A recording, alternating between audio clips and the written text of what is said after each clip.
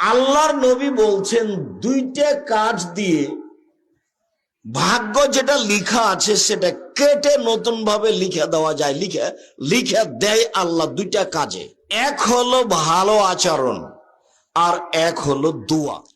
আল্লাহ নবী বলছেন, শোনা, মান আহাব্বা আয়ুব সাতালাহু রিজকুহু, কেউ যদি চায় যে তার রুজি বেশি হয়ে যাক, ও ধনী হয়ে যাক, এটা যদি কেউ চায়, আর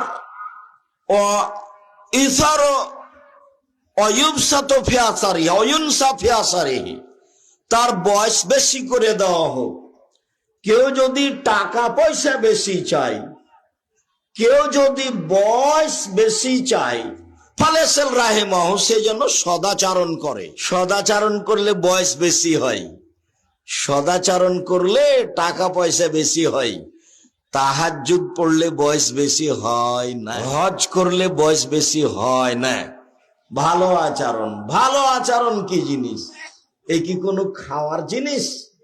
মহিলা মানুষ ভালোকে যায় যায় ঝগড়া করে না। যে মহিলা মানুষ ভালোকে ওর সিম গাছ, সিম ধরে ধরে এমন গাছ পাশের ছাগলে, পাশের বাড়ির ছাগলে খেয়ে নিয়েছে, তবুও ধৈর্য ধারণ করে বলছে চাঁপাইনবাবগঞ্জের ভাষায়, যাক বুবু, খেয়েছে খেয়েছে খেয়েছে খেয়ে যা হয়েছে হয়ে গেছে।